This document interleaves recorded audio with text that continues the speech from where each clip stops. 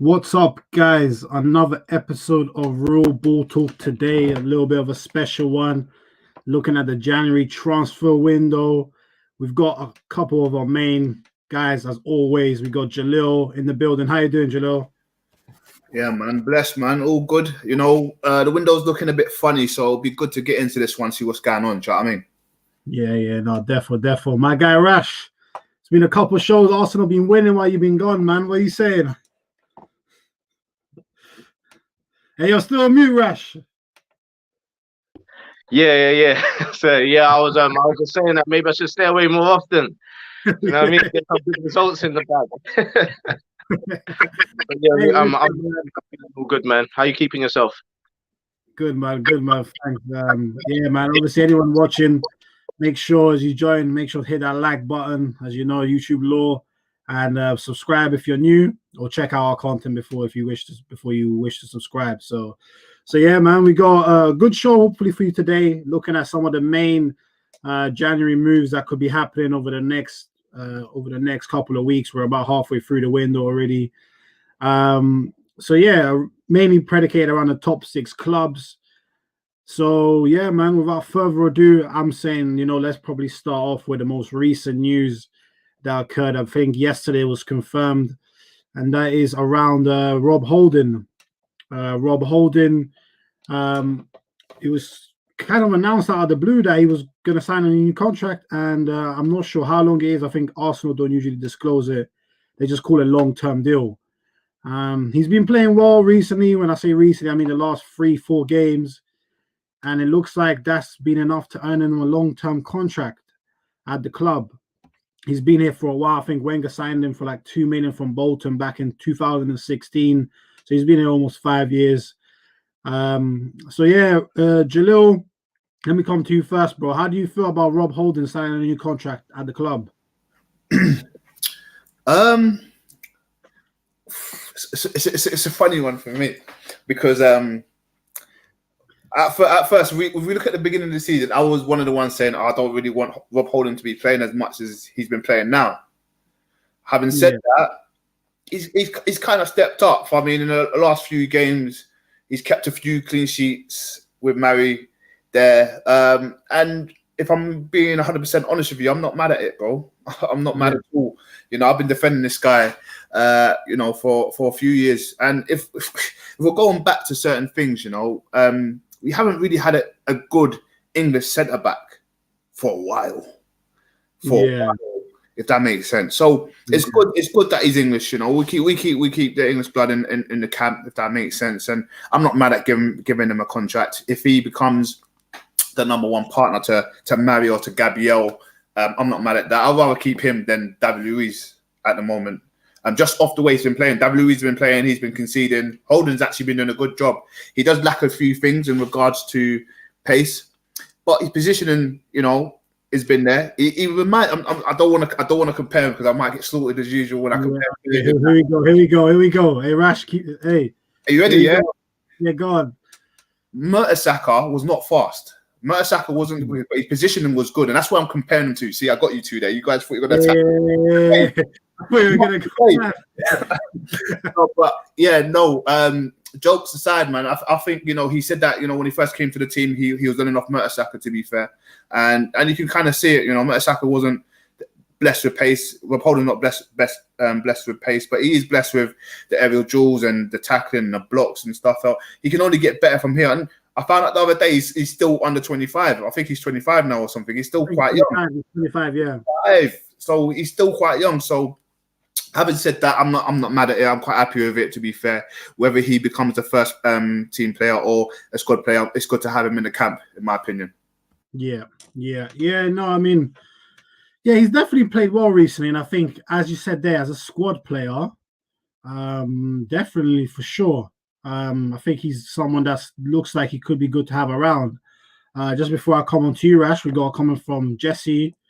Big up yourself, Jesse. I know you were the one last time you were gritting us about Arsenal a couple of weeks ago. All right, you still but yeah, we'll be touching on Ozil very, very shortly, actually. So make sure to stay tuned in for that one. But I appreciate you dropping a comment, bro. I hope you're doing well. So yeah, Rash, Rob Holding. I think yourself, like me, you haven't been the biggest Holding fan, especially over the last year. So how do you feel about him signing a new long-term deal at the club? All right, so I've been skeptical of Holding for a little while. I don't think he's pants or anything like that, but I just wanted a better centre back. I didn't think he had what it took for us to get to where we need to be. So when we was looking to get rid of him in the summer, I think it was Newcastle that was trying to get him at that time. I was like, yeah, do you know what? He should go. I don't think he's Arsenal material. Reason why is because he wasn't too good with his feet. I always get nervous when he has 3 touches because I always think, oh my gosh, he's lost it. He doesn't know what he's gonna do now. Yeah. And I've been probably one of his harshest critics because even in my other groups and everything like that, my guys, they really like him, you know. But there's things that I don't like. There's things that I wish he had that he didn't have at that time. He wasn't a good passer. Yeah, his passing would very hit and miss. 30% probably pass ratio. Yeah, complete ratio at that time when I was saying this anyway. He wasn't good with his feet, with running. He's very slow as well. And I thought that his thinking on the ball was too slow as well. Yeah, he wouldn't make up his mind quick enough, and then it will put us in a lot of problems a lot of the time.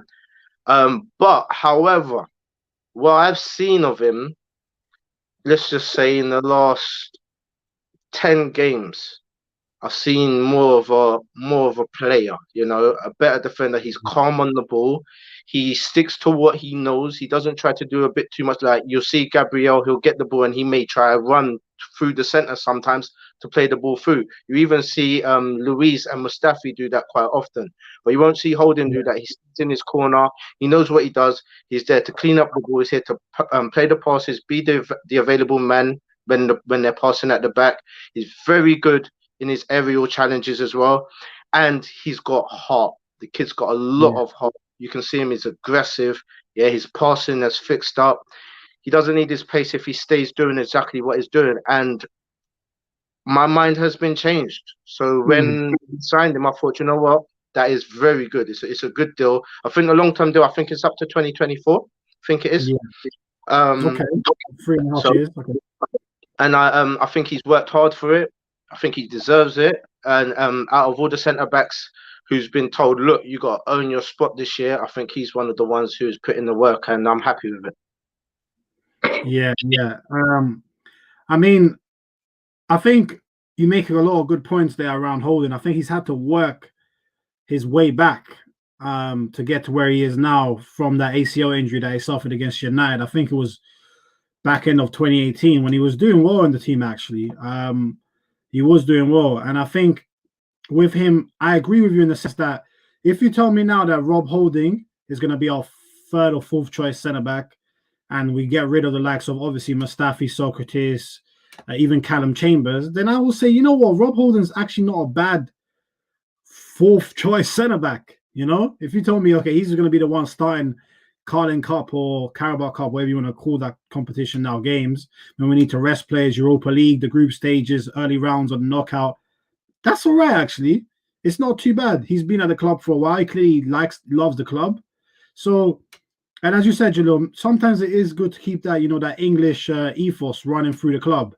He may not have come through our academy, but, you know, he clearly understands what it means to be at Arsenal. I think he maybe isn't just as good as we wish him to be. And he's certainly not good enough to be a starter week in and week out. But he's doing a job right now, and I think that's credit to him. Just a quick comment here from Jamie. Big up yourself, Jamie, saying Rob Holding is pants. He's not Arsenal standard, mate. Now, you know what, Jamie? I ain't gonna lie to you. I think if you'd said this a few weeks ago to any of us 3, except maybe Jalil, I think we'd have all agreed with you. I think Jalil's laughing because he knows. But yeah, no, I think I definitely see your point. Yeah, man. I think we all know Holding is not good enough to be the starter, but as a squad player, I think for now he will do. You know, I think right now as Arsenal fans, we can't get too greedy, and I think Rob Holding. But just to add, yeah, like, look, yeah, he's a guy that if he comes off the bench, I'm not worried.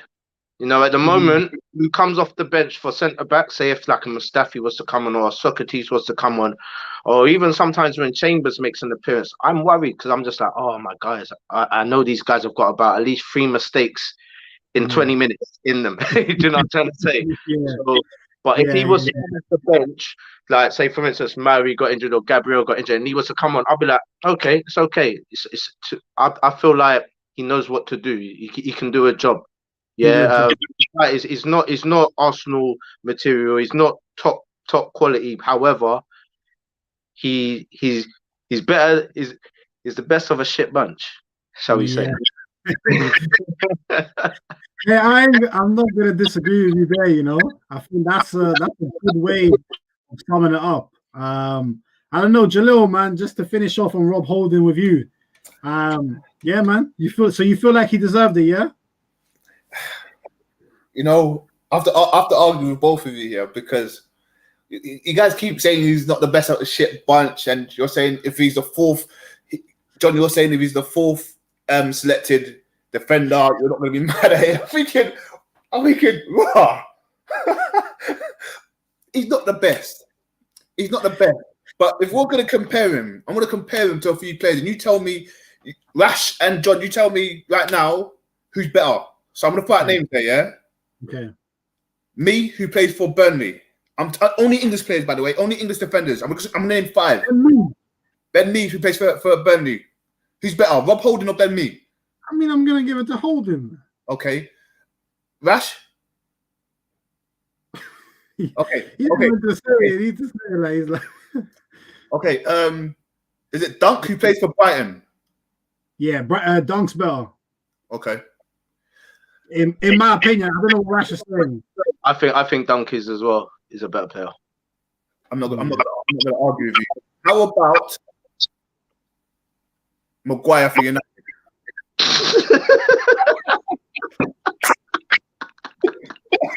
Hey, no, man. Jill's trying to get you're trying to get 2 United fans on your back, man. Listen. That's a serious. Maguire's better than Holding. You can't be having this debate. No. This is what I'm gonna say. Yeah, if we do it on recent form, so let's just say over the period of let's just say the last 8 months. Mm-hmm. Nah. You can't be telling me.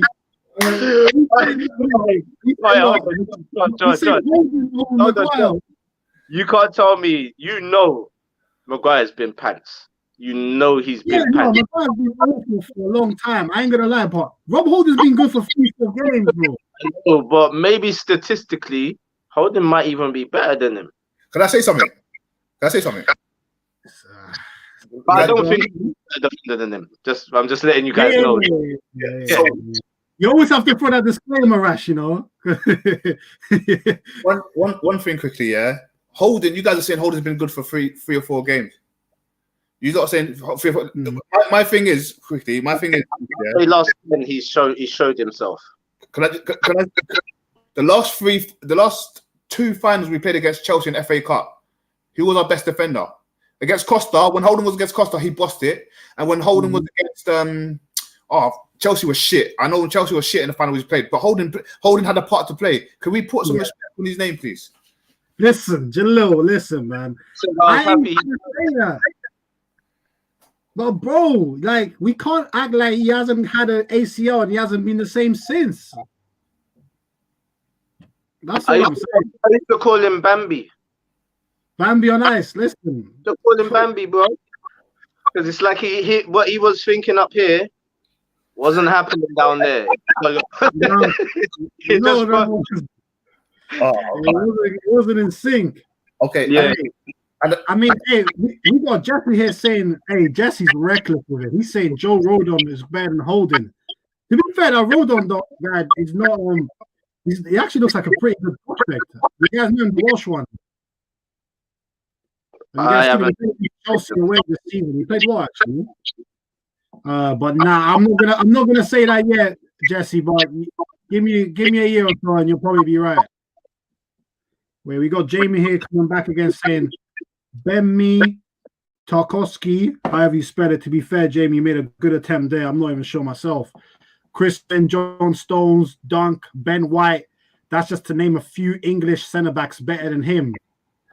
Hey, Jalil, I think he's sending a message to you. Smalling's had good form lately, but remember, don't forget Smalling in the Prem. Can't ever forget Smalling in the Prem. Yeah? Smalling in the Prem is the original Bambi.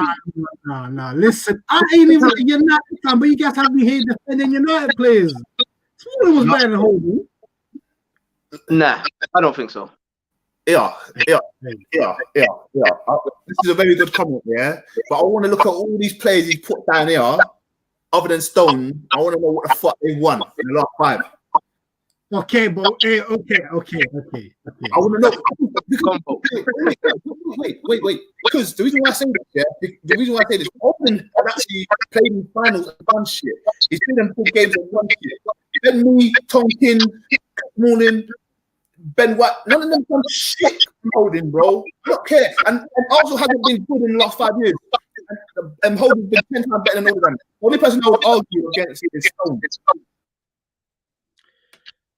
Yeah, listen, I mean, okay, if I'm looking at Jamie's list here, and I think we're getting a little bit of feedback, so if you guys can just close your mics for a bit. I think, you look at it, okay, Ben Mee, we've already been through Ben Mee, but hopefully I think he's better than Holding as well. I see what you're saying, you know, in terms of, okay, Tarkowski, Dunk, Ben White, they haven't won anything, but you know, I mean, look at who they play for as well.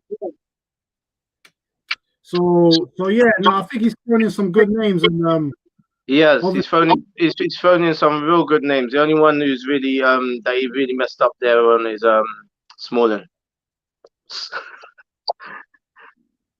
I don't know, man. I don't know. Where is that now? He's Roma, isn't it? Doing a job. Yeah, Roma doing very well, actually. Doing a job out there, but over here, I can't ever forget Smalling and Jones. That duo was beautiful. But that's Jones, though. Both of them. They're both reckless. Jones, bro. Jalil. Smalling. Listen, I think Jamie's, he said here, Arsenal bias about Smalling isn't better than Holding. Smalling has had many good games against top strikers like Kane, and that Holding isn't even close. Now, all right, wait, Jimmy, hold on. I ain't gonna lie to you, man. I kind of agree with Jamie. I think, especially there was one season, I think it might have been the last under Van Gaal, where Smalling was superb. Like, I know he's not the best on the floor, but he's got a lot of good attributes, good height, good speed, reads the game pretty well. I mean, I feel like he's been better. I mean, it seems like you guys don't rate Smalling. No. I don't know. My bad. I do rate Smalling. My bad. When I was doing the comparison, Smalling has actually gone somewhere else to a team like Roma, and he's done the business. And I actually remember speaking to my group chat about Smalling when he went off, and I was thinking, you're not going to sign Smalling. Yeah. Maguire and Smalling would have been a beautiful English back partnership there, in my opinion. And Smalling, I guess the only reason why they want to get rid of Smalling because he didn't have the legs, he couldn't pass, he couldn't play from the back, and that's what United are doing at the moment. So fair enough, but he can adapt. He can adapt. I mean, everyone's saying, "Oh, he's almost 30." Well, he's 30 now, isn't it? He's 29 or 30, but everyone's saying that he's 30. You know, he can play from the back. I mean, football players, they're meant to be adaptable and meant to use both feet. They're meant to do all of this shit. Do you know what I mean? So I actually rate Smalling personally. I like Smalling, and I said at one point I'd have Smalling to Arsenal when they was going through that whole debate whether he should go back to Roma or stay at United. I would have taken Smalling. Yeah. In my opinion, Smalling Holding, same level, bro. Okay. Listen, I think to be fair, that's a pretty good debate that's been brought up. And I think it can definitely go either way. I see where Rash is coming from, and I see where you're coming from as well, Jalil. And I think, Smalling is the type of defender that he's not loved by everybody. And I think similarly, it's a similar type of thing with Holding. So that was definitely a good one. But I think, just to make sure we do touch on all the players, I think that was a very good start around Rob Holding. But if we move on to the next man up for debate, and that is Mr. Mesut Ozil. Now, Ozil, as we know, It looks like he's finally off this long standoff that's been going on between him and Arsenal since March, since the first lockdown. He hasn't played a game since then. Looks like he's finally going to be off to Fenerbahce. I'm not sure when this is going to get confirmed, but all the indications are that he will go there. I think he even indicated that he did, I think, a Twitter Ask Mesut session a few days ago where he was asked a few questions and he indicated that, Fenerbahce is where he was going to be looking to go to. So, it's a shame that it had to end like this for Ozil at Arsenal. I think the thing that everyone always talks about is, the day Ozil signed for Arsenal was a mad day. Like, I was at work. I think I was still on placement back in uni times. And, man, I spent all through work, I was just checking Sky Sports, just trying to get the latest updates. Because for some reason, Arsenal, as always, they made it go down right to the wire, like 11 p.m. And remember getting home, ordering myself some food, sitting back, chilling, waiting for him to be confirmed. And then, it was done. And Ozil signed for the club. And I was so happy. I think he's given us some great moments over the years, Ozil. He hasn't been as consistent as we liked. I think there's reasons for that. He hasn't been surrounded by the quality of players he probably should have been, both in terms of the appropriate defensive midfielders around him, the clinical enough strikers up top. We all know Giroud's a good player, but maybe at that time he wasn't quite clinical enough. Even Walker. So it's a shame how it's ended for Ozil, but it looks like he's finally off. So I guess with him more than where he's off to come to you first, Rash, this time it's more of what's your legacy? What's your legacy of Ozil? How are you going to remember Ozil in terms of an Arsenal player? See, I'm an Ozil fan. Yeah, I really I liked him before he came to Arsenal. When he did come to Arsenal, I remember that as well. It's gassed fully. And I was like, we're winning the league now. We've got someone to put the ball through. That's it. We're here. It's a bit mixed because I really like Ozil. I like the way he plays. I like his finesse. I like his accuracy. I think he's probably the best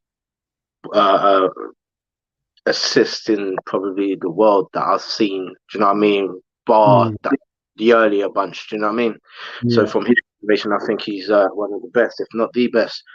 But I remember being frustrated with Ozil a lot of the times as well. I'm not going to lie. I remember when he was being picked and he wasn't running and he was throwing his hands up in the air and being frustrated when things didn't come off, or when he wanted the striker to do a certain run and he done something else. You could just see his frustration. And I just think it wasn't nice to watch.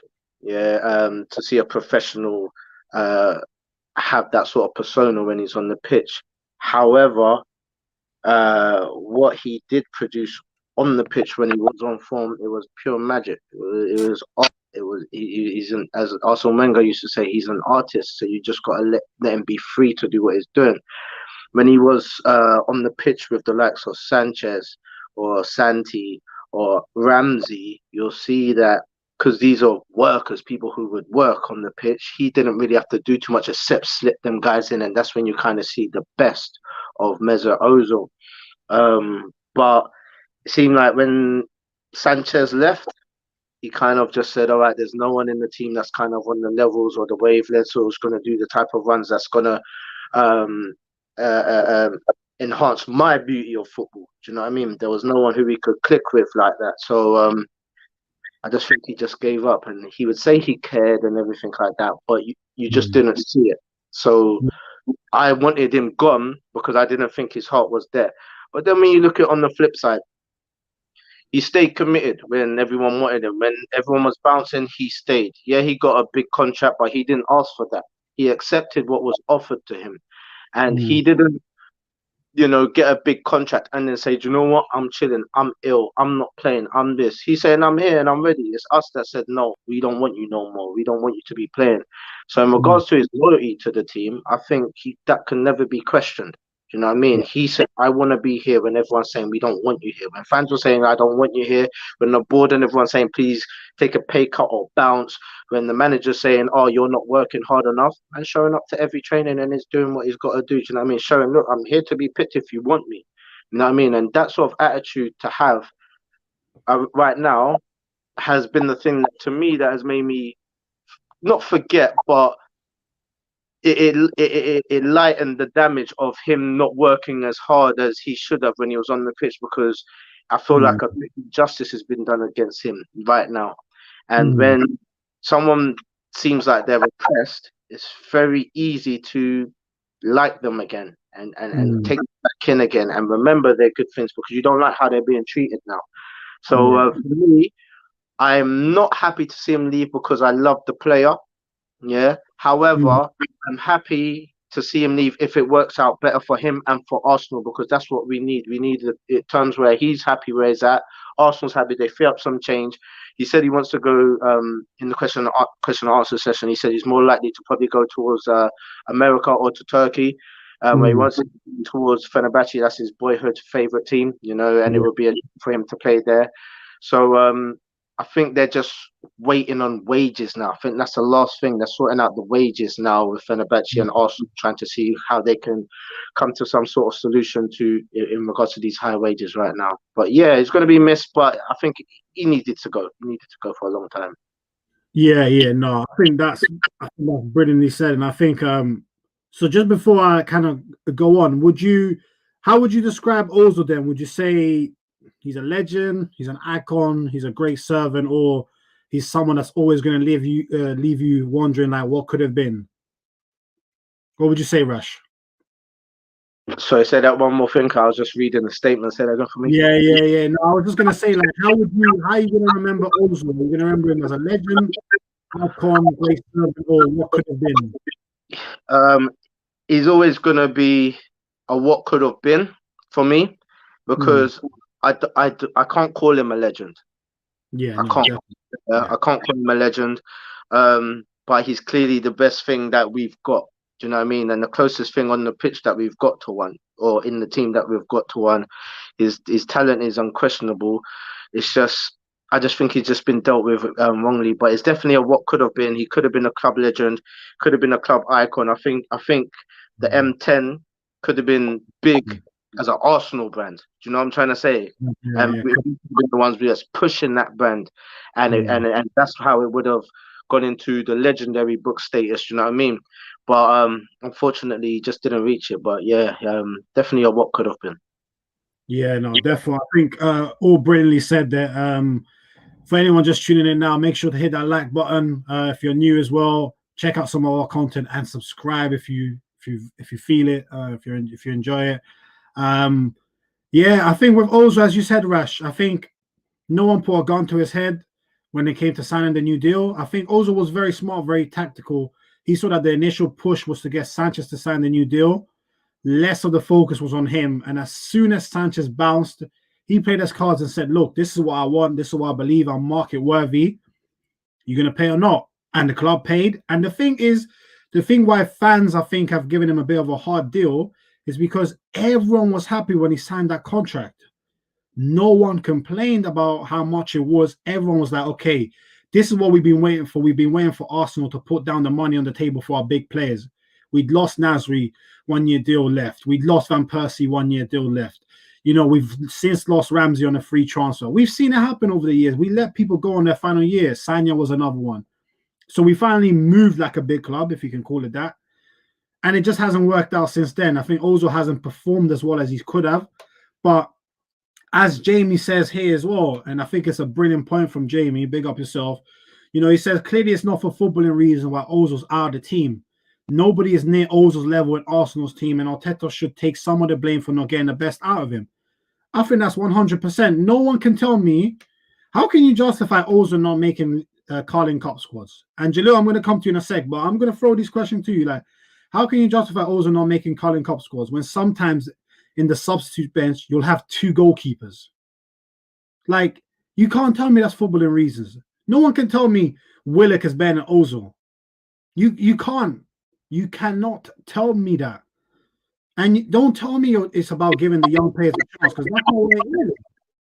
So for me, like, Jalil, I'm gonna come to you on this one, man. Listen, same thing to Rash. Like, do you feel like it's the right time for Ozil to go, and how are you gonna remember him? And sorry, just before I come to you, a couple more comments. We got Mr. PKA, big up yourself. The Ozil thing has been a shame for him and the club. Best for all if he leaves, but a real shame how it ended. No one really comes out of it smelling of roses. Hey, now I think that's perfectly summarized. And we got Valentine here saying, news just coming from David Ornstein, Ozil willing to forfeit some of his wages to leave this month. And again, I think maybe that's Ozil finally giving up on his battle with the club to admit he's never going to play again. I think Ozil probably just wanted one more game with Arsenal, and it's actually he didn't get that. So yeah, Jalil, man, leaving it to you. Talk to me about Ozil, man. How do you feel, and how are you going to remember him? Oh, mate, yeah, just similar to you, really. I was at work, and I used to work in Arsenal as well, actually. And I was by my phone, and I was quickly heading upstairs to the Sky Sports room, where they present and do everything in there. And I was just trying to figure out, getting Ozil or not. All this talk is too much for me. My heart can't take it. I'm trying to do some work in that. And for me, Ozil was the guy, man, coming from Real Madrid, and you'll look at him and think, he's coming from Real Madrid, and we're actually coughing up big money to get him. This is amazing, man. This is it for us. We're winning something, But going back to your question in regards to, is this the right time? I think the right time was a bit earlier, man. I feel like I'm an Ozil fan, and I was one of the ones saying, "Oh, he's not putting his weight." And the game's changed, man. The game's changed. When people were comparing him to KDB, Kevin De Bruyne, they play similar roles, but Kevin De Bruyne used to drop back. Ozil was he wasn't lazy. You can't call him lazy, because when he's attacking, he was on it. Nobody could touch him. But when it came to pressing as a team, even pressing he couldn't do. And when it came down to potentially defending as a team, he don't defend. So you've got to remember, the times have moved from having that kind of a luxury player, if that makes sense. Having that number 10, I think that time's gone, where everyone's doing a job now. And having said that, I think we should have. Well, he didn't want to go, but we should have got rid of him a bit earlier. But as Rash said and yourself said, I was his biggest fan. I've never seen football like that. Maybe Giroud was at the wrong point in his career. He wasn't, finishing his dinner. We had Alexis Sanchez as well saying, Ozil's on his level, but no one else is on his level. But the question which Jamie put in a couple of minutes ago in regards to nobody else is on Ozil's level, I mean, that's a very fair point, and Arteta just takes some blame. Yeah. All of us sitting here, do we actually think Arteta was the one who made the decision to leave him at the team? And No, Arteta, definitely. of course not. Can I say something? Just one thing. When Arteta first came, he was giving Ozil games. Yeah. Did we see him working hard in those games? I saw him defending. I saw him tracking back. I see him putting in slide tackle. I remember he done a slide tackle and I thrown my brethren. I remember that one. To me, this isn't about Arteta not being able to get the best out of Ozil, and it's not about Ozil not having the ability to do this tracking back thing, because he did. It's clearly some sort of politics from the higher ups, and it's something that's got nothing to do with football at all. Because how can anyone say Ozil can't get into our squad? We just lost like 7 games on the trot. What, he couldn't get into none of those teams? You're getting those teams every day. You're getting to our team today. Off the, of course he is. Do you know what I mean? So it's a clear indication that it's something more than football, more than his personality, but something to do with people leaning on people. Do you know what I mean? Right now, and people not being strong enough to push man up and say, "Yo, I can stand on my own," or you're to stand on your own. Do you know what I mean? And it's sad that politics can get into football. And the reason why it's sad is because I feel very passionately about the same cause that Ozil was speaking up against. It's very deep in my heart as well. However, there's causes that the Arsenal players and Arsenal do stand up for, and it's okay. Very similar things. Like they stood up not too long ago and spoke up against what was going on in Nigeria. very similar things. But that was okay. But over here, it wasn't okay, which makes you know that there's some sort of politics, because in reality, Arsenal's not going to care if the Nigerian government says, hey, you man ain't doing nothing over here no more. And so what? But if China say something like that, it's serious. It's big business. It's big money. To me, it's bigger than football. Yeah, no, I agree. I mean, the China thing is very interesting because people made the argument that he made the Twitter statement, I think, in December, and he still played on until all the way to March. And for me, I think with Ozil was a combination of the China incident and then the wage cut. And to this day, it's crazy. He is still, there were apparently 3 players that refused the 12.5% wage cut, and Ozil is still the only name that's been confirmed. No other leak yet. There's been whispers about was it Sok, was it Tonelli, was it Torreira, things like that, but no confirmation. Ozil was confirmed out of hand. So clearly someone inside the club said, nah, we're going to hang him out to dry, because everyone knew once the highest player at the club refuses a wage cut in those times, beginning of lockdown, people struggling so much financially, businesses, and you go down 350K a week, said, nah, I'm not taking a wage cut. They knew he was just going to finish and ruin his image. And for some people, it just hasn't recovered since. I mean, for me, like when with Ozil, whether he took a pay cut or not, with Ozil, I still wanted him to play, man. I mean, I know the pandemic is a thing. I know the thing is, bro.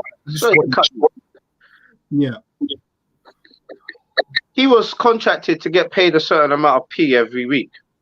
He doesn't have to take a pay cut. Do you know what I mean? What him saying no is business. Do you know what I mean? And business side of things, there's no obligation for him to say that he has to do this. Imagine if now it was the other way around, and he was demanding more wages and also saying, no, I don't want to pay you no more. And he goes, you know what? I'm not going to play unless you give me this amount of wage. We'd say, well, my man's attitude, it stinks, bro. You know what I mean? In reality, he signed the deal with Arsenal. He doesn't have to take a pay cut. And what everyone else is forgetting as well, and even though this has got nothing to do with Arsenal Football Club, and I hear that everyone who wants to comment about wages and these things is to do from a fan point of view. But during those periods of time as well, this is a man who's doing a lot of charity work, a lot of organizations helping people during the time periods of COVID and everything like that. If you take that money away from him, he now can't do the good that he wants to do as well. So there's more than just, I'm selfish, I want my piece, and that's what it is. Do you know what I mean? That's how we look at it, because all we care about is our club. Do you know what I mean? But in reality, there's a lot of things going on in the background that some people are committed to, and taking a pay cut at that time was unviable for him as well. It's got to suit both parties, and if it don't suit one, the other one can't just throw their rattles out of the pan. You're not playing no more. Like, it's just ridiculous. I'm hearing some people took a pay cut though. So why can't he lead by example and take a pay cut as well? Obviously this is me getting onto Ozil. I just want to know point of view. If everyone else take a pay cut, I'm main guy, who's on the most wages, please take a pay cut, lead by example. Because you got to remember, being at the highest pay, you are leading by example, really. Do you know what I mean? Because you're on top of the ladder. So if he's saying do it and everyone else will follow, all these people might, I'm not trying to say nothing, but all these people might not have lost their jobs. Because I know a few people who work for Arsenal who lost their jobs. And they keep, we don't know why, but they're saying gossip. Oh, it's because this man didn't take his pay cut. It's because these won't cough out a bit of money. Arsenal's a rich club. So why didn't Ozil do it? Well, this is what it is. Like, all money doesn't mix through everything in a club. Like, for instance, Arsenal apply for this loan from the government. That's not going towards transfers. Do you know what I mean? So you thinking Ozil taking a pay cut is going to go into the staff in Arsenal Football Club. That's not just how it works. It will free up money for funds for transfers, for wages, for loan deals. Do you know what I mean? It won't go directly back into the club like that. Correct me if I'm wrong. Do you know what I mean? So, like, I get it. Some people take a pay cut as, that's good on them. But at the same time, we don't know their commitments. A lot of the people in Arsenal's club are kids. The only thing they got to be committed to is their rent. Do you know what I'm trying to say? They ain't got nothing else more to do. They ain't got family right now. They ain't got no wife, no kids. Ain't got no endorsement deals here, there, and everywhere. Things where you've dedicated a certain package of your wage. Like, for instance, if Rashford said, I'm not taking a pay cut because I've got this big thing that I'm donating my thing to for these kids. No one would say nothing because we know. Do you know what I mean? So a lot of people are just doing a lot of their judgment based on assumption. It's not their fault. They don't know. Do you know what I mean? Mm-hmm. But when it comes to money and business, I'm not going to get involved in another man's business because you know what? They both put pen to paper and both agreed with something. It's business. Do you know what I mean? When he don't perform on the pitch, that's when I've got something to say. Don't ask me about his wages. That's his money. Yeah. No, I think that's well said. I think, people love to count other people's pockets. I think that's what happened with Ozil. And I think people love to speculate. And I think a lot of what Ozil does off the pitch, charity-wise, does get overlooked. But, again, I think sometimes, unfortunately, that's because people are usually more interested to causes that, they're directly passionate about. And that's, the only reason why. I think I've seen Ozil be called many things. People like Piers Morgan rinsing him out in public. And, like, you can't call someone like him, I don't know, whatever word you want to use, a cancer at the club because, he doesn't really deserve that as a human being to be called that. You can criticize him on the pitch, say he was never good enough, he wasn't worth the money, he flopped in big games, but always try and keep the personal stuff out of it. It's just not going to get anything, and it's not productive. But, that's the social media age nowadays. Everything's clickbait. So people say that kind of stuff to get attention, and but yeah, that's how it is. But I think, what? I think it's funny, just moving on from Ozil. In fact, you know what? Before I move on, I didn't get your answer, Jalil. Rash said Ozil will always leave him thinking what could have been. How are you going to remember Ozil? Legend, great servant, or what could have been? Oh, I'm in the middle of great servant and what could have been because he played in a few big games where it's not a trophy, but he got us top four a bit. And then if you look at, he won the FA Cup as well, Charity Shield and that. So he is a servant in my opinion. I won't say what could have been because we know what could have been, I think, in my opinion, because he if we would have got the players and Alexa stayed and the team we got now, what could have happened, bro?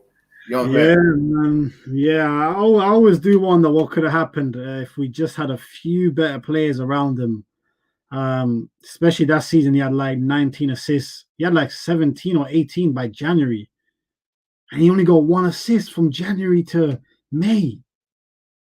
Is he our all-time top assist in one season? Thierry Henry. No, I mean or he's got more assists than everyone who we got in our club right now, I think.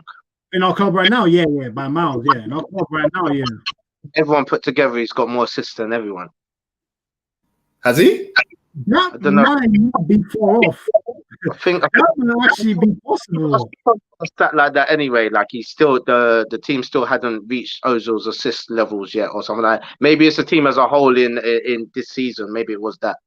Maybe, but it's not surprising. We know what type of numbers Ozil you put up a few years ago.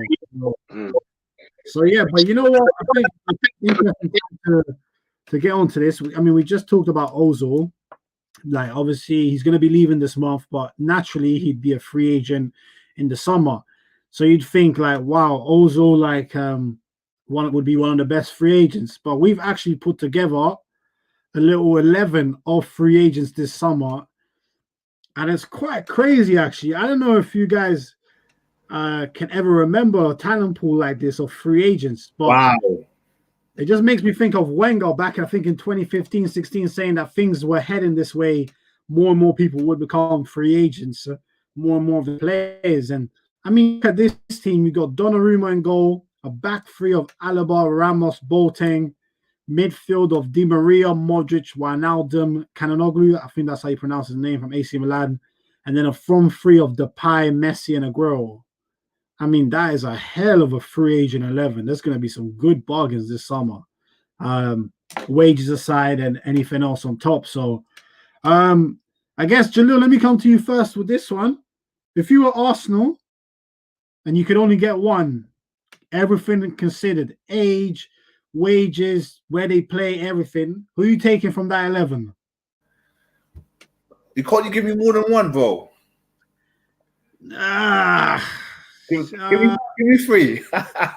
You know what? Okay, all right, cool. I'm gonna give you one man from each position. Oh, lovely. So defense, midfield, and the front three. You can only take one man as a free agent this summer for Arsenal. Who are you taking? So I'll start from the back, right? And I'll take Ramos.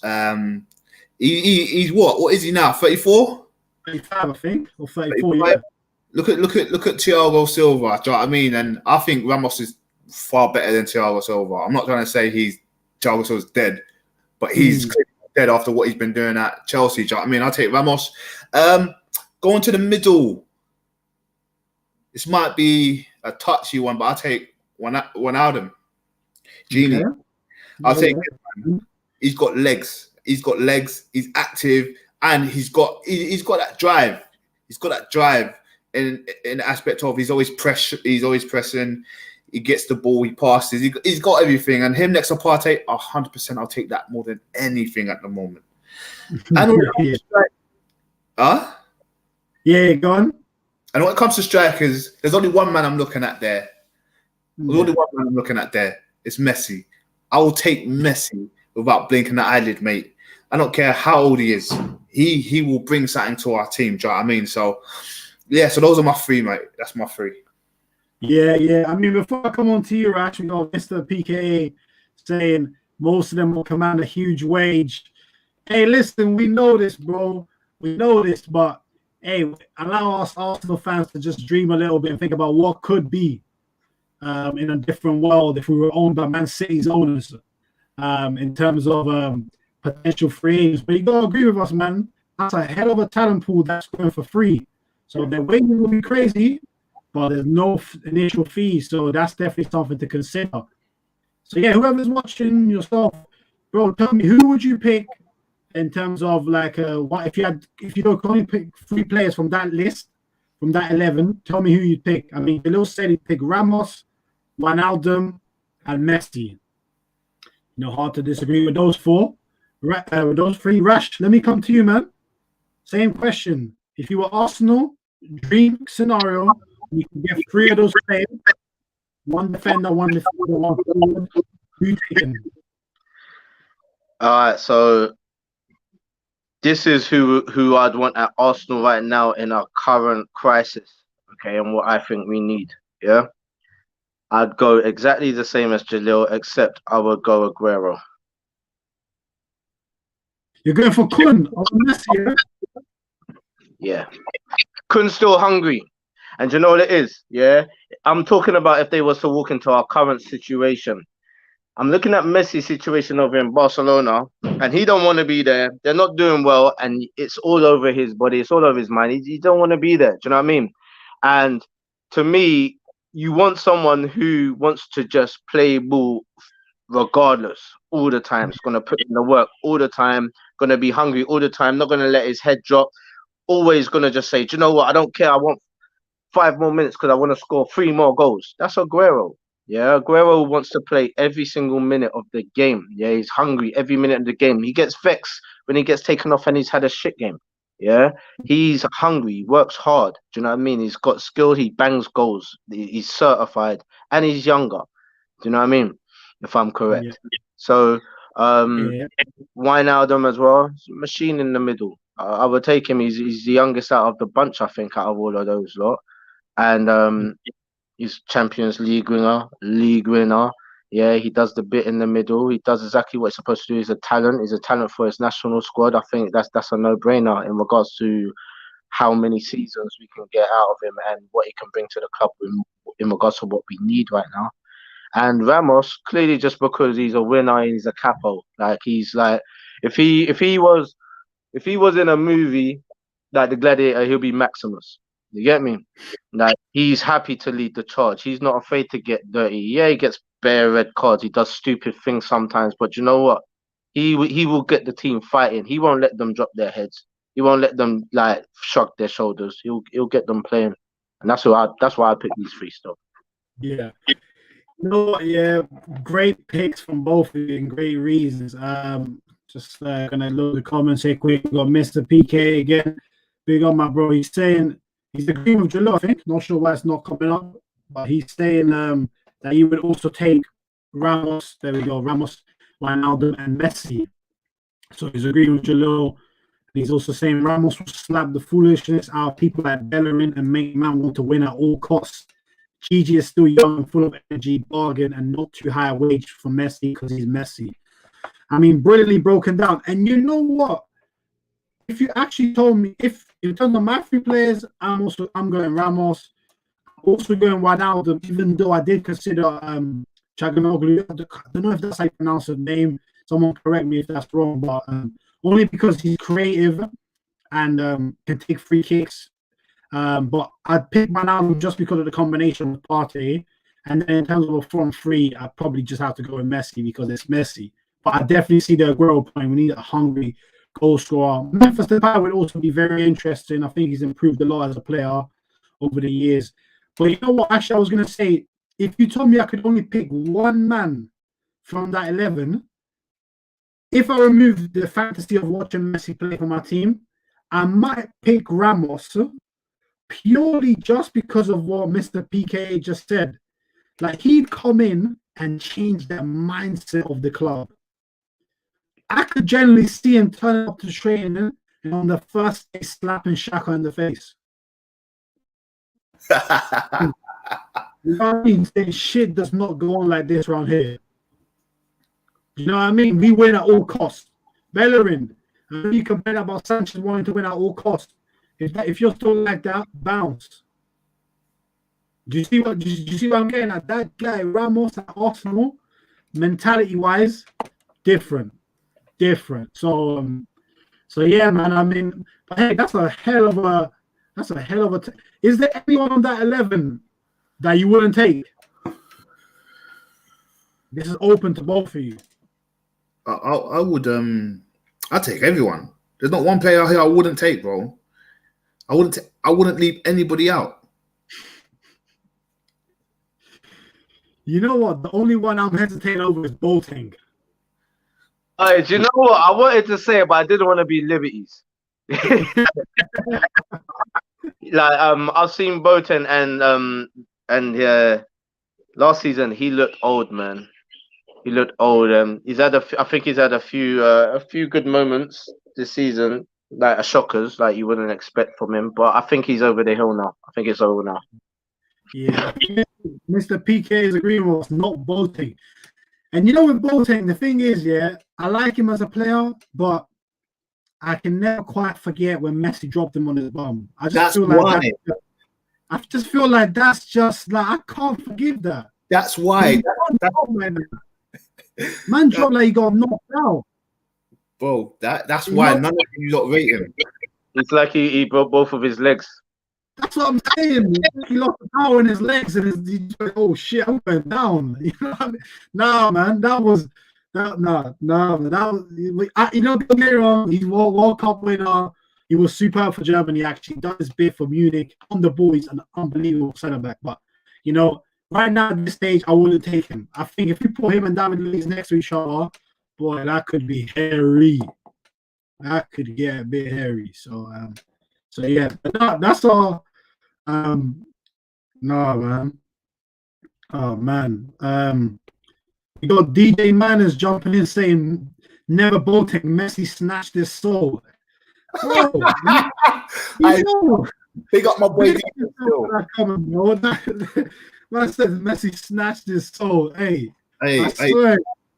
Oh, mate, I think this has destroyed him. Since that, nobody likes him. But big up my boy DJ, though. Love, bro. But now, man, I still rate him. I don't know.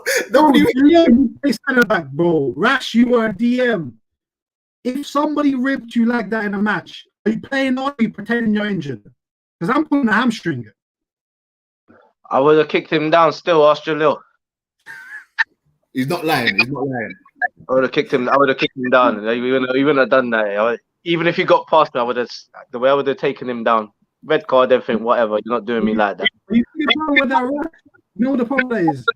The way Boateng dropped, he couldn't have picked anyone. He was going the other way to Messi. That's what still baffles me to this now. You know what?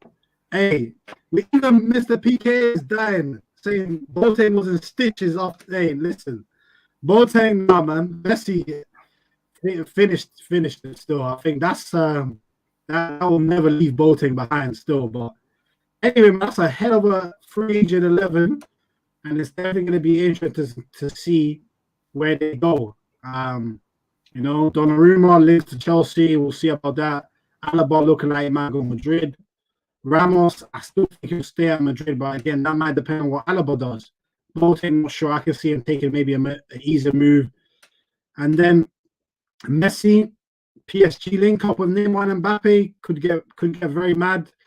Don't know about that. And then Aguero, I think if he leaves, he's going to go back to Argentina. So yeah, no, a lot of very interesting things for sure to look out for. But yeah, man, if we move to a couple of the other players that we got left, just to run through very quickly.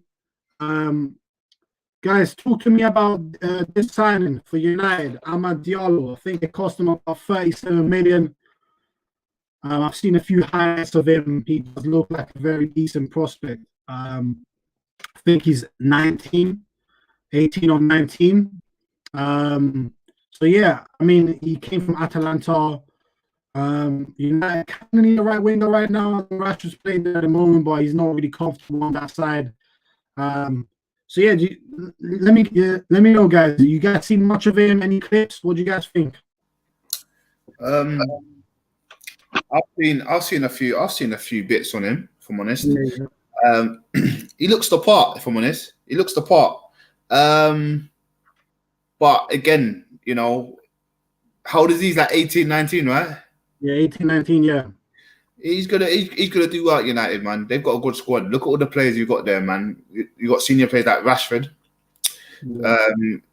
Cavani, Bruno, Pogba. I can go on. They've got United. As I said, United's probably close to winning the league if they stay on top of things. If that makes sense, United will win the league if they stay on top of things. If they keep performing, like yesterday, for example, was a game they needed to win and they done it. So this guy's just gonna come in.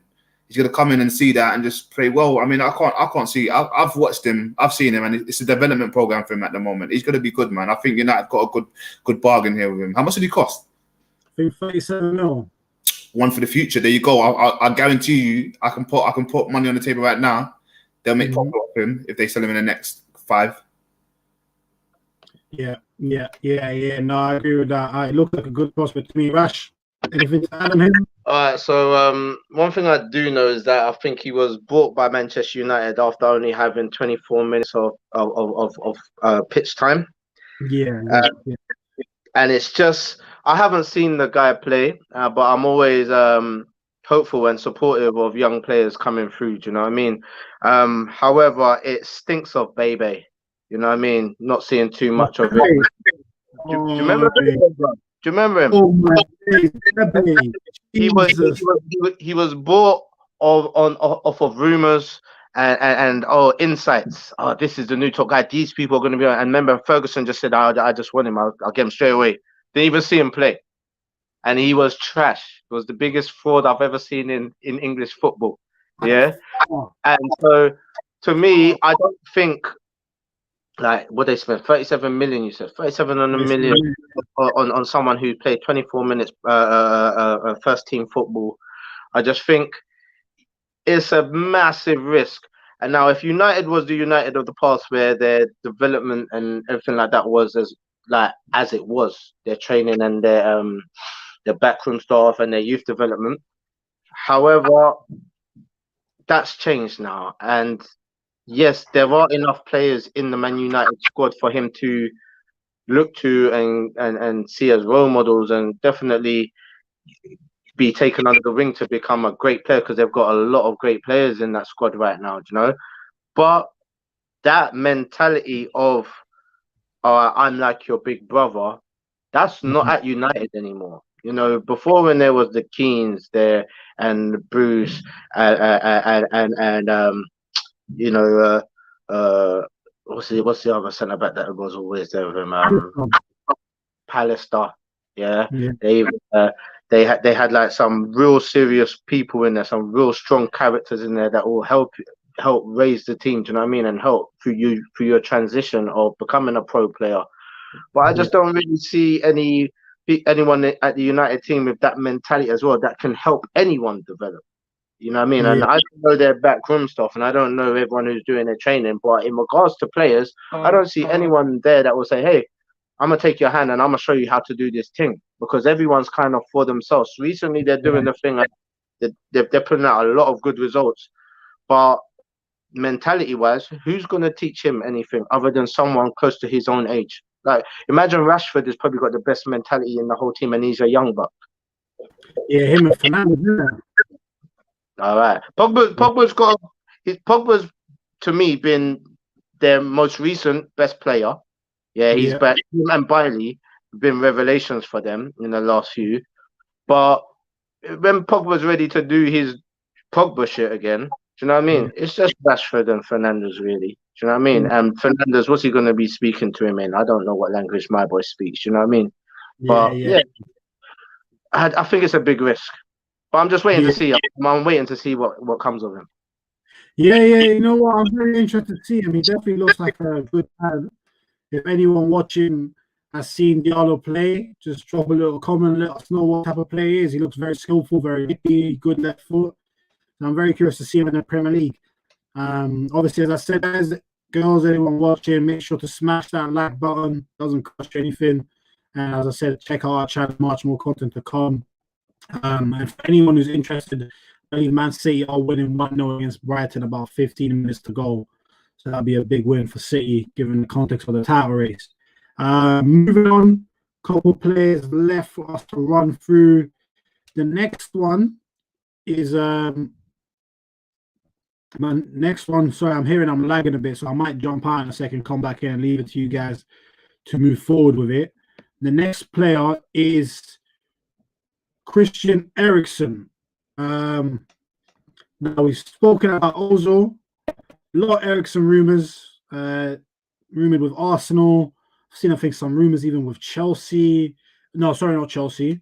West Ham, and which will be crazy. Eriksen going to West Ham, but I guess Jalil, give me some of your thoughts, man. Eriksen, do you see him coming back to the Prem, and would you take him at Arsenal? Coming back to the Prem, I see him coming back to the Prem. Would I take him at Arsenal? No. He's not a dead player. He's not shit. You know, he knows the Prem. He knows what he's doing, and I actually rate him. I rate Eriksen a lot, but just in terms of what we're working on and who we've got on the team at the moment and what we're trying to develop in terms of Smith Rowe and some of the youngsters, Eriksen's not the player I want to see buddy up with him and swap places with him, if that makes sense.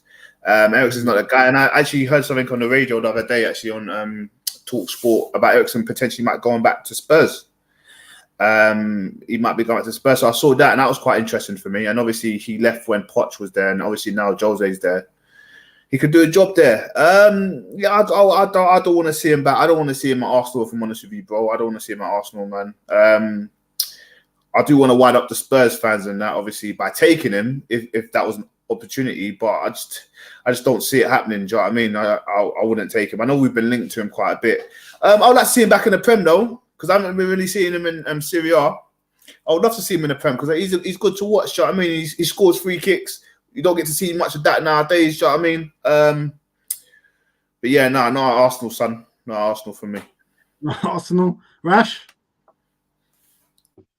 I think Eriksen is an amazing talent. I think he's brilliant on the ball. His vision, his ability to put the ball wherever he wants, his free kicks, his shots. I remember when Tottenham were on fire, he was on fire. Apart from that last season when there was issues of where he going, is he going to stay and stuff like that. So when he was on the pitch, he wasn't much of a player, but he did show in moments as well. Even when he came on 20 minutes of the game, he may even bang in a goal that season as well. It has been a shame not seeing him play so much over in Serie A, and it would be great to see him back in the Premier League. So never at my club.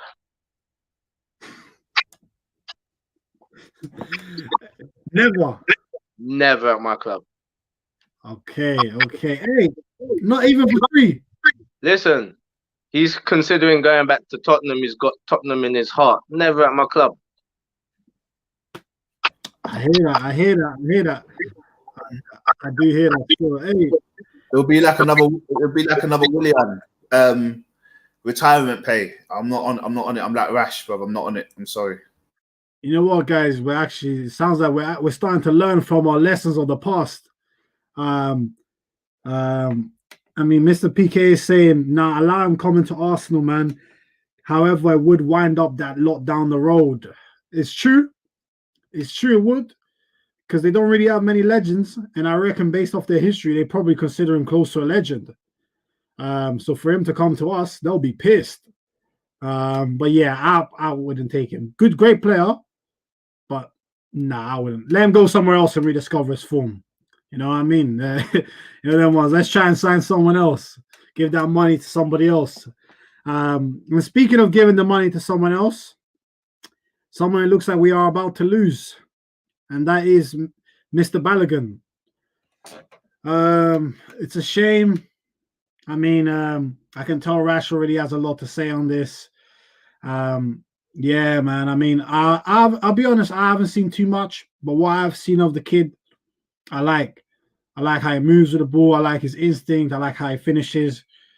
I know people have told me, you know, he wasn't as prolific for the under-23s as Nketiah was. But that's because Nketiah does one thing, and Nketiah does, he just scores. And as we all know, when the level of play is not as good, it's easy to score goals when your job is an out-and-out poacher like Nketiah is. Balogun has much more of an all-around game. And I just feel like it's a shame that he hasn't been given more of an opportunity. Fabrizio Romano, I think, said yesterday that 15 clubs are interested in him. Some leaks coming out today that maybe he's already signed or verbally agreed with RB Leipzig. Obviously, none of this confirmed, but those are the rumors. And you can just see Leipzig being that type of team that Balogun would go to. And you just get the feeling that if he went to Leipzig for free, he's going to rip it up in the Bundesliga, playing for a good team like them that play attacking football.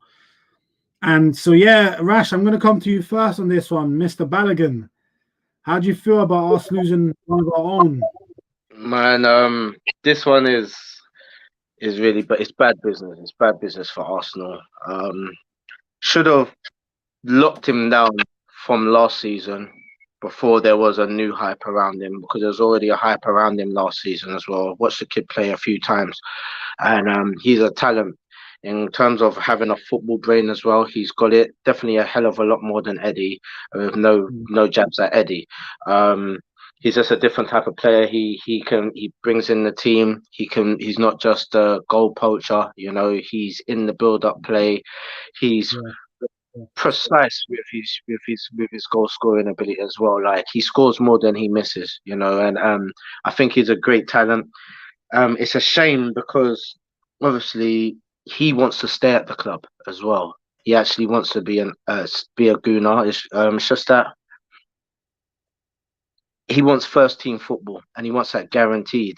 Now, if you look at the pecking order who's there right now, you've got Aubameyang, you've got Lacazette, you've got Martinelli, you've got Eddie as well, and you just got to think, how are you going to push any of them out of the way when we've only seen a couple minutes of you? I think it's like, what, 60 minutes maximum, or I don't know, small amount of period of time. Do you know what I mean? So what he's demanding, he probably deserves. Do you know what I mean? And I would say do whatever we can to keep him. But if it's based on look, I need to play first team football week in, week out, then, or I need to be on the bench ahead of these men, I don't think that's going to happen. It's just not going to happen, unfortunately. And it's sad case of circumstances, because he's a real talent, and I want him to stay at the club. Like, I think he is the new breed of Arsenal young talent. Do you know what I mean? What we've got with the Sakas and Emil Smith-Rowe, Martinelli, you know what I mean, Balogun. If you look at the youth team as well, and you see them when they come in and watch some of the games, like, they are brilliant. I think they're, I really like their left back as well. They've got one there. But it's just one of the things that, look, RB Leipzig, they've done a verbal agreement with him. It doesn't mean that he's gone. Yeah, and it doesn't mean as well that we can't at the end of the season say, oh, you know what? How about we just give you these wages and look, we'll promise you a couple games, but at least you're going to be getting, you know what I mean? Maybe he'll say, do you know what, that's good enough for me to ride the bench for another year. Do you know what I mean? So I'm hoping that's where it goes down. Towards the summer, Arsenal say, do you know what, you're too much of a hot prospect for us to lose, and we're going to do whatever we can to keep you. Can't promise you first team football, but here, take this simmer, look after your family for the year, and we can guarantee you in the following year that you'll get a lot more. I'm hoping something like that happens because I don't want to see him go. Yeah. Yeah, no, I think brilliantly said. I don't want to see him go, and I think, to be honest with you, I'm kind of with Mr. PKA here, where he says, in my opinion, Eddie has had enough chances and is not good enough. He needs to be shifted out to make room for Balogun.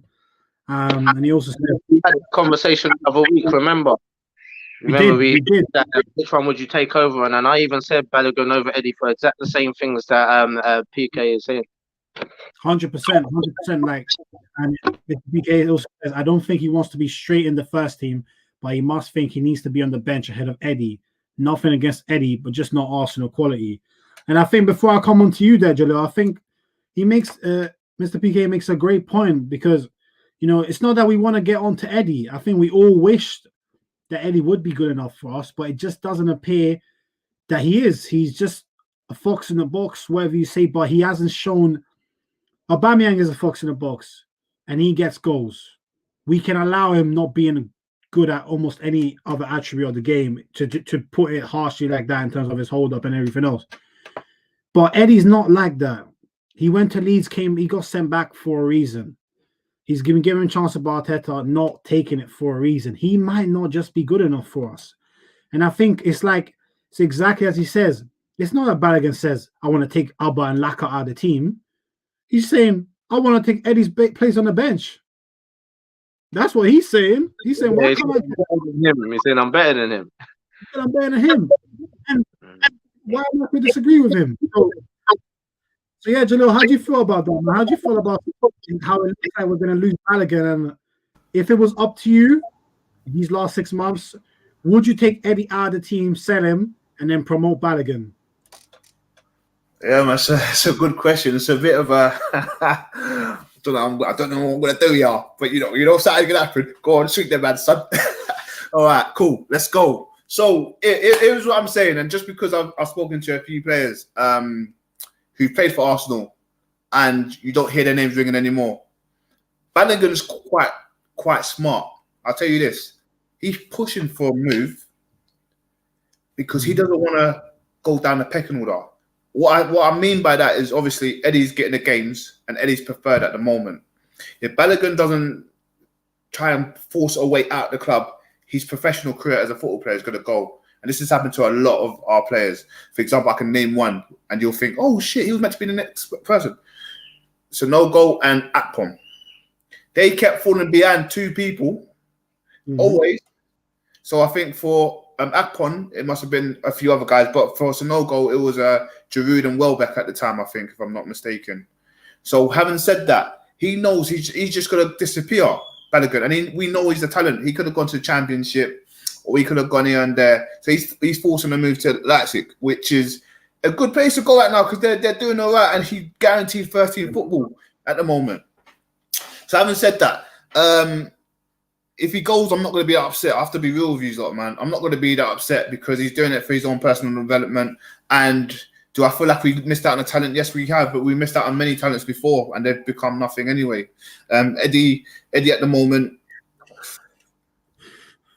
Yeah, that was ruthless, man. No, it's real. No, we've got to be real here. It's real ball talk, son. Do you know what I mean? This has got to be real. Hey, you're right. I just had because look, you mentioned Sonogos, yeah, and I think he had a lot of chances. And the thing is, the boy couldn't score. He didn't ever look like he was going to score. He had no composure. He looked out of his depth in that Arsenal squad all the time. Do you know what I mean? Balogun, he's like, put me on. See, I told you what would happen when I put me on. Do you know what I mean? That's how he flexes, and that's what, like, I want Eddie to be that guy, just like you're saying, because I like I don't know why, but I really like Eddie. Like, man, the minute, like Eddie, get me? But nah, he's just not that guy. The reason why I mentioned Sonogo is because Sonogo, obviously, as you just said, he wasn't consistent. He couldn't finish his dinner. Do you know what I mean? But what they said to him is, "Yeah, chill, train with us a bit more. We'll get you some more game time." And then he got fucked off. He's gone. So that's what I'm saying. They're saying to Balogun. They're saying that to Balogun. Balogun hasn't got chances to Sonogo, but they're saying to him, "Chill, man, relax. Something's gonna happen." But deep down, Balogun knows nothing could happen. He's not stupid. He's heard of all the stories. And it happens at all the big clubs. Who's that player? John, you might know. Vash, you might know. Remember that year when Fergie was there for United, and there was that player who scored the winning goal, and he ran to the side to see him. Where the fuck is he? I'll tell you where he is. Nowhere, son. It happened. You get that? Machado, remember Federico Machado? Oh, Machado. Oh, yeah. But I always knew he was a fraud. I always knew he was a fraud. You could just tell. But that's what I'm saying to you. That's what I'm saying to you. He got his chance. He scored a good goal, but that was it. And so he knows he needs to go to a team in Germany or somewhere else and get the game time. Machado got a lot of games, and he even stayed up, I think, 2 more seasons after that as well. And he got tried. You know what I mean? They did try with him. He just wasn't the talent that they needed. And I think the difference here is with Balogun, if they say, look, your name's ringing bells this year, stay with us till next year. Yeah.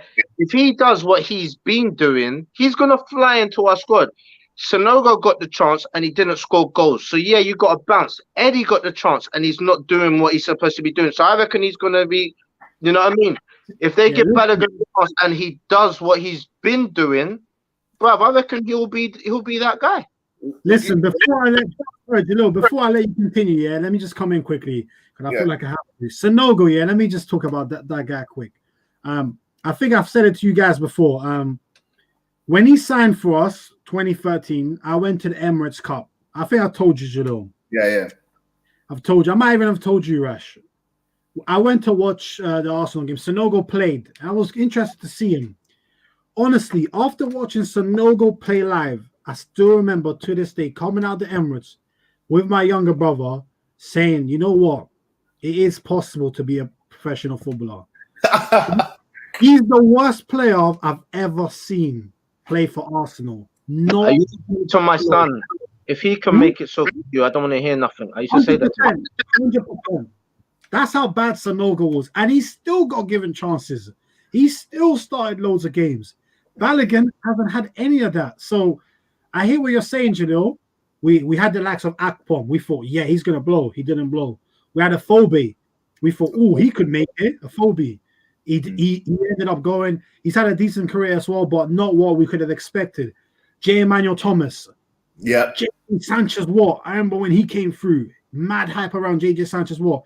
A couple years later, I'm seeing him in the conference. I'm like, how does that happen? But, it's like, I don't know. So that's the only reason why, That's what I was saying to you. These guys have all been ringing bells, and Balogun, let's not get this is just me saying Balogun could be a flop, but I rate him for pushing that move to German league or to any team just because he's gonna get game time and he can make a name. Look at Sancho. Sancho went to Germany after he left City, busting it now. Do you know what I mean? So that's what I'm saying. I don't blame these kids for doing it, but at the end of the day, we could ruin his career at the same time. That's all I was trying to say, because the company career we ruined. If we look at Arsenal, because you can look at other teams and you can be like, wow, he's been there for time and he's been bossing it. If you look at Arsenal, you give me 3 players, give me 5 players who came from the academy who's bossing it right now. Give me 5, give me 2, give me 3 from the academy who's doing their shit right now. That we hear every day and they're ringing bells. In our team now or elsewhere? Not in our team, because we know who's ringing bells at the moment. Okay. Gnabry. Oh yeah, of course. Oh yeah, quarter. Can't forget about Gnabry. He might be worth 2 players. Yeah, I think. Do you know what? I'm going to give it to you. Hey, listen. Hey, but no, man. I mean, we got Mr. PK is saying here, Balogun has the same agent as Sancho, Eddie, Nelson, and Wobie, Eze, etc. Whoa. See, that's how you know Balogun's not trying to cause us problems, and neither is his agent, really. It's just, he just wants to play football. He wants a chance. He wants a chance, and I think we can all agree he deserves a chance. I'm not mad at that. You know what would be great? If we could sign him and send him out on loan to RB Leipzig. Yes. You know what I mean? Yes. That would be. I'm wondering why have we not proposed that to him? Why have we not said here's a 4-year deal? First year you're going to spend it on loan at Leipzig. I don't know. Have we not proposed that? Some people don't like loan deals, though. You know, some kids. But he might be going to Leipzig anyway. You know, when these young British players go to Leipzig or Germany, they're going there with the mindset of, let me prove myself here and come back. Yeah. You know what it is, though, as well? Look, as we heard, there was about 15 clubs that was on the table that wanted him and put up offers for him. Yeah. So imagine we didn't really know what the play was. Do you know what I'm saying? But now, as a team, Arsenal, we know Leipzig. We know you want him. Yeah. Yes. So you probably will do anything to have him. Even take a loan. You don't want him, but you'll take a loan because you want him. You showed interest now. So it might be a thing of Arsenal might be looking just to play smart business, waited it out a little bit, seen that they're in, and now they're going to go for the kill and then say, okay, well, anyone want to jump on this and take a loan off the top of this, handle his wages for a year or two? Yeah. No, 100%. 100%. We got a comment here from Lucia. I think she just wants us to hear. She wants us to. Would you take any player right now? I mean, I'm just going to say my piece quickly. I'm just going to say Son, Kane, and that's it. And Ndombele. Who did you say? Sorry. Son, Kane, and Ndombele. That's it. I ain't taking anyone else. Rash looks like he's not taking anyone. Yeah, I know. Rash. I want to hear what Rash has to say. Go on, Rash. Go before me. I want to hear what you have to say. Only because it looks like I have to take someone. Because that is it. Would you take any Spurs players? Oh, I don't have to. So would I? No, I wouldn't take any Spurs players, isn't it? That's a stat, isn't it? Do Spurs have good players? They've got brilliant players. Kane, Son, Ndombele. Who did they sign? The defender that they signed as well. They stole him. Huh? Reguilon. Yeah, he's a good player as well. Yeah. Didn't they? They got a player from Wolves, didn't they get Wolves' left back? Yeah, Doherty as well. I'd take him as well. But the rest of them, they can all do one. I wouldn't take the rest of them. Especially, I know it's so bad, but I'm just loving the demise of Delhi. You know, I'm loving it, and I know it's not. I'm not that guy to like wish the bad and stuff like that. You know what I mean? I'm not that guy. But do you remember how he came out? Yeah, and how he thought he was just some bad man on the pitch and everything. He used to have a stink attitude, and he was cocky and everything like that. And it was because he had like a really good season, and everyone was gassing him up. I'm looking at them man now. I'm just looking. You're going. He could end up in some no-name teams in about 2 years. If he could. Does need to be careful. For me, with Dele Alli is when he said that he didn't consider Arsenal the biggest rival for Spurs. He said it was Chelsea. That's when I was like, all right, calm down a bit, man. Calm down. But hey, Jalil, who you taking? We got Mr. PKA here, by the way, saying he takes Son and bring Kane back home. Yeah. I'm loving it, bro. I'm loving it. No, I agree. I agree with you guys on the names you said, but I would have put in everyone you said, and I'm gonna put in Højbjerg. I would have put him in there just because, at Southampton he wasn't bossing it like this. He just needed to go to a bigger team. He just needed to go to a bigger team and do the business, and that's what he's done. Do you know what I mean? So I would have taken him to play next to Partey, if anything. But yeah, Son, Kane goes without saying, and Ndombele, and that's about it, really. Yeah. Well, hold on. Well, you wouldn't take Sissoko? Are you mad? Well, you wouldn't take Sissoko? Well, you would take him? No, I'm just winding up Jesse. I know he's going to message in a minute still. Well, Jesse. Hey, big up Jesse. Yeah, you know he's going to come for us. But hey, we gave him a couple of players. That's better than nothing. If it was other around, that man would say none. That's how it goes, Try to keep it real, but Anyway, let me go through a couple of the last one. I'm just going to narrate over these. We got Maximovic, Napoli defender. Liverpool currently linked with him. I saw the Napoli president say that Liverpool, I think, inquired recently about him. They haven't followed that up or anything else, but we know that Liverpool need a centre-back. It looks like Matip is going to miss the game against United at the weekend. So they may have to go for a Jordan Henderson Fabinho back line again against United, which I don't know, if I'm a Liverpool fan, I don't feel like they are enjoying that at the moment. So be interesting to see if Liverpool do pursue him anymore. Then we've got Eder Militao being linked with Spurs. I think Mourinho is said to be a fan of his. He's a good player. He's a good player, and I think he'd be a great signing for Spurs, to be honest. He definitely improved their team, their first 11. And yeah, I think that is one to watch out for. That is one that could consolidate Spurs as real top 4 contenders, not as title challengers like everyone was getting carried away a few weeks ago, but as top 4 contenders, sure, 100%. And then we've got Eric Garcia, the very talented Spanish centre-back. Fabrizio Romano, I think, has confirmed that he's got an agreement with Barcelona to go back this summer, and I think they're currently negotiating with Man City about signing him for a low-cut fee this month. It's interesting that he didn't want to stick around.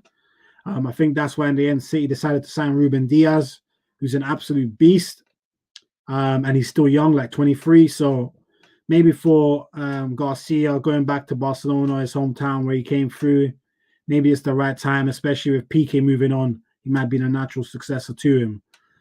So that's some of the key other transfer news going on. Just to let everyone know, Man City did win 1-0. Final score, I think Foden scored the winner. So I think that puts Man City 4 points off United with a game in hand and 1 point behind Liverpool with a game in hand. So Man City are right there. So I think just before we end this stream, it's been a very good stream. Appreciate everyone who's tuned in. We've had some great comments. Again, make sure to smash that like button on your way out. Check out some of our other content that we've done so far. I think just to quickly touch on it, because I don't think it's fair to leave it. Man United last night going top of the table. 3 points clear at the top. Pogba scoring the winner. United fans are going mad right now. They are enjoying this time, and who are we to say they don't deserve it? Big game at the weekend. Anfield 4:30. I think everyone's going to tune in for that one. Huge game. So yeah, Rash, let me come to you first, man. Give United their props. Yeah, no, they've been silently going about their business. I've been handling it. Like I said, it seems like they've brought enough quality into their team for it just to run on autopilot. Because I know the wins ain't coming from Solskjaer, but there's enough talent on that pitch that they should be winning. They don't need a Solskjaer in reality. They should be able to just conjure up results just on their own. And they've been doing that. And I can't knock them. As much as I don't like them, I can't knock them. They're doing their business. They are actually the club that gives me hope about our club. You know what I mean? Because if you look at the hardship that they've gone through over the last few years as well, the position that they were in at the beginning of the season, okay, be it 4 games in or so, but they were as low as 17th as well with 4 games in, and then they've gone on a run and look where they are. And it just goes to show that, well, if you can get over the line, some 1-0s, some 2-0s, be a bit consistent, make your home a bit of a fortress to come to. Do you know what I mean? One thing as well that has impressed me about United, and it's mad because I've probably said it to a few people, but whenever they go in at half time in the lead, they never lose. Yeah. Do you know how crazy that stat is? That's a crazy stat. So when you've got things like that and you're handling your business and you just cutting and going through, you know what I mean? And I like that. They're just quietly going about their business. They're top of the league. I'm not going to gas them up because, like I said, they don't have the manager that I think they deserve. You know what I mean? So I reckon if they play someone with an equal as good team with a better manager, they will lose. Yeah. Yeah. But props to United, man. They're doing their business. So do you see them?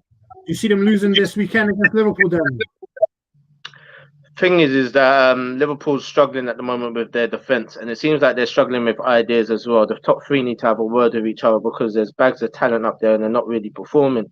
If the midfield and top three can do what we know they can do, I think United have got problems because I still don't think they've got.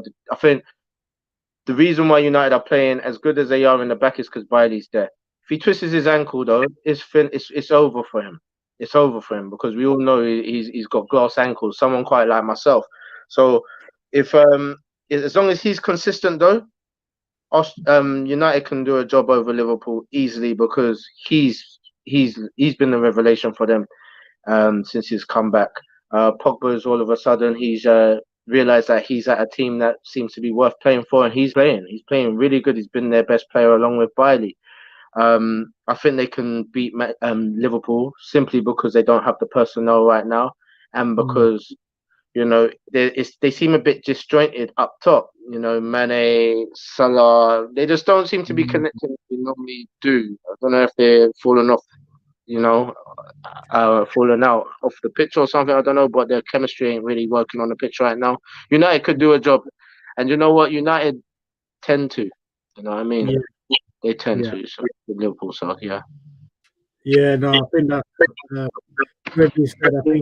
that you picked up by there. I think he can very easily be overlooked, but he's been superb since he came back in. Like you said, Pogba really looks motivated right now, putting in some really good consistent performances from the midfield. You know, looking the player that we all know he is, that maybe he hasn't done enough for United, but certainly does so for France. And that's why I thought it was only right to have this picture in the background, you know, because, you know, they kind of carried him yesterday, them too. And also because I just love the celebration. I think next time I play football, I might have to do that. Jalil, I might have to do that with you. Rash, if you come back from the time, and I might have to do the celebration with you, you know what I mean? Invite me. Huh?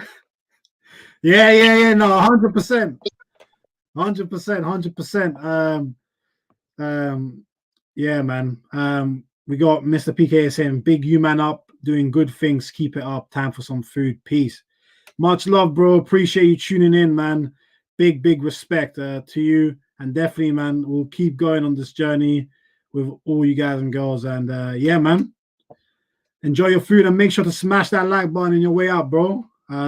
Catch you at the next one. But yeah, Jalil, man, just finishing up. You're known as the United hater. I had messages, I told you, from my United friends last night saying they want to come on to grill you. They're after you. So, bro, top of the table, United, bro, God, show them love, man. Show them love. You know what? Get on this, yeah, and talk to me and let me know what you're telling me. You know when you go to a club and there's that fit girl standing over there and some guy who's not even on your level, not got as much chip as you, takes that girl, you ask, how the fuck did he get her? It's the same way I look at you now at the top of the table and think, how the fuck did they get there? Wait, I've got time. No, I'm playing. More guys on your neck tonight, bro. Oh, bring it, man. I love it. I'm built for this shit. Come on. But anyway, all jokes aside, man. That was just I was saving that because I knew you were gonna ask me that today. But yeah. All jokes aside, you know, I keep saying this. I keep saying this week in, week out. Oli is not the manager, but their team is just driven by leaders, bro. If not in every position, in every section. In defense, they've got a leader. In midfield, they've got a leader. And up top, they've got a leader. Look at those two there. Bailly, a beast. As long as he stays fit, I do not see them losing on Sunday in that derby against Liverpool. No way, bro. United are just too good at the moment. Pogba coming back to his best, getting that goal, sneaking that 1-0. 1-0 is all you need for 3 points at the end of the day. You only need to score 1 for 3 points if you're keeping a clean sheet, bro. And it's as simple as that. That's all you need. And going back to it, I'll make my predictions now if you want. I think United. Let's make our predictions now. Let's do it. Yeah, cool. I think United's going to win 1-0, bro. In fact, I think they're going to win 2-0. I'll take it back. They're going to get a penalty. They're going to get a penalty, and there'll be a goal come out from somewhere that's going to make Klopp go to the ref and try and fight them after the game. That is my prediction. United's going to win 2-0. As much as I don't want them to, this is real ball talk. We've got to state what's real, and that's going to happen. If Henderson's at the back again, Henderson's a good player. Don't get me wrong. He's very versatile. I think he could do the Milner role where he can play right back, midfield, and everything. But at the same time, I prefer to be right in front of the defenders, if I'm honest with you, bro. So having said that, man, you know, United's a good team, and I was telling some of the boys today, if they win the league, this year, it's not a fluke, man, because they've, as I said, you don't always need the best manager to win the league. At times, you just need the players, and there's leaders there, man. I'll go back to Leicester. They didn't have the best manager. They had the best team ethos at the time, and they won, and they ran away with it. So Pogba, Bruno, all them man there, Bailly at the back. You know, it's a 2-0. It's a 2-0. It's a 2-0 for me, bro. It's 2-0 for me. Rush. I think Maguire's got mistakes in him. Got a couple. I think they'll concede about 2 goals off of the back of him. But I can see United winning. I can see them winning 3-2. Yeah, it's funny, you know. I've got United winning 2-1. I see them sitting back, and I see them doing a job to Liverpool on the break. I have a feeling this could be a game for Rashford to turn up. You know, on the break, like you said, a cheeky Bruno pen in there. Hey, you know, and then United will go 6 points clear of Liverpool. Obviously, cannot forget City, but 6 points clear of Liverpool after 18 games, quite significant. And if they do that, if they do go, so I know you're struggling to hear me. Trying to kind of fix that up, but I'm not sure what's going on. Let me know. Message me again, Angelo, if it gets any better. But yeah. Can I add something, John? You have to see how significant this is to United as a team and even their fans. United haven't been top of the league for what? How many seasons now? And actually been at top? Is that 3? Is it since Fergie? They haven't even. Yeah. At this stage of the season, since Fergie. See, so this is significant, you know.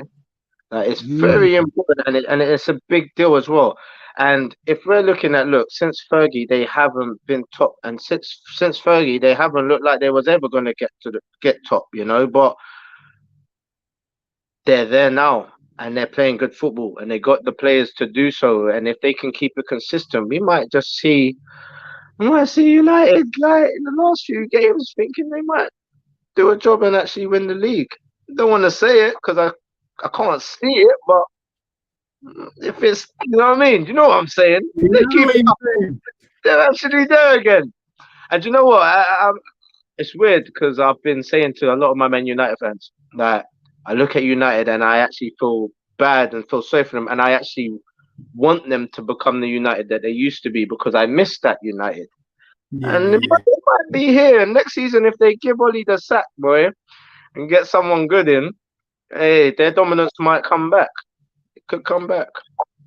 I agree. I think if they got rid of Ole, and it's not that we're saying get rid of Ole because he's crap. We're just saying that Ole's just not. There's better options out there than Ole that could take these players even a higher level. Nothing against him, but you know, yeah, I think it'll be very interesting. But I don't think they'll win it.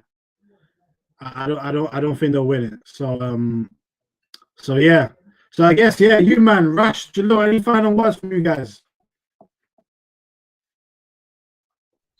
Keep healthy, look after each other, love your family, love God, keep righteous. Hey, beautiful said. Hey, Jalil, top that, bro. How am I gonna top those wise words, bro? How am I gonna top that? But yeah, no, man. I think before you go, like I said, I think Arsenal United is on the 30th of Jan. There's going to be a special show for that one. We're going to get a few United fans in to challenge you, Rash, and the usual suspects of Pono, Valentine. So, listen, Along with your finishing one, Jalil, start to get the smoke rate. What you got for the Man United, man? Can I swear? Hey, you can. I've been saying it from yesterday, and I said it today. Fuck United. But if you win the league, you win the league. But the fans are cool, actually. It's just certain fans. The little fans don't like me, innit? So it is what it is, and I'm happy with it. So bring on the 30th. Bring the smoke. I want all the smoke. Let's go. Arsenal going to win that game. What do you say? What's that? Arsenal going to win that game still. I'm putting it in there right now.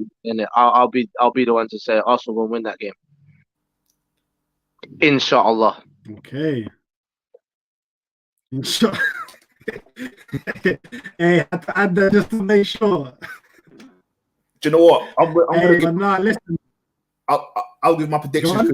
I'll give my predictions for United versus Arsenal. I think it's going to be a draw.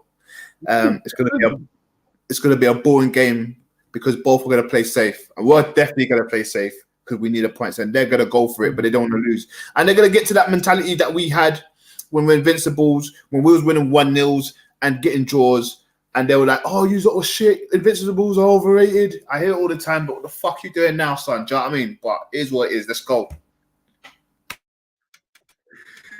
Hey, listen. That United Arsenal special is going to be fire. Because the United man that are coming on, they're coming with heat. You know, they're coming with heat. And I know you and Rash. I know Rash. I know Jalil. I know you man are going to come with heat from Arsenal side. So, listen, that day I'm literally going to have to be a moderator and just try and keep it clean because I don't want no beef starting on a live stream. Do you know what I mean? Just got to keep it all humble, keep it all love. But yeah, can't bully me online. I just turn it off.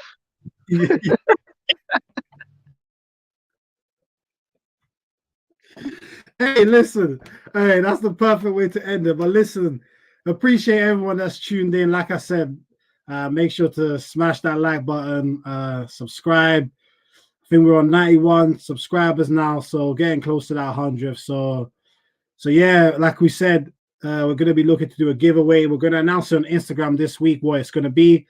So if you're interested, just comment on that post. Once we get to 100 subscribers, we'll be looking to do that. So appreciate again all the support so far. It's been great. But yeah, man, love this show today. Going through the transfers, great insight. And who would have known our most contentious part of the show would be a debate around Rob Holding or Lewis Dunk, Tarkowski, and Harry Maguire and Chris Smalling.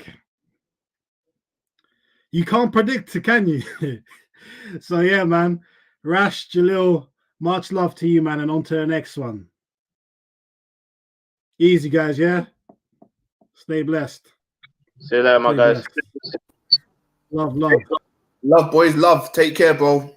Love, Jalil, love. Love everyone.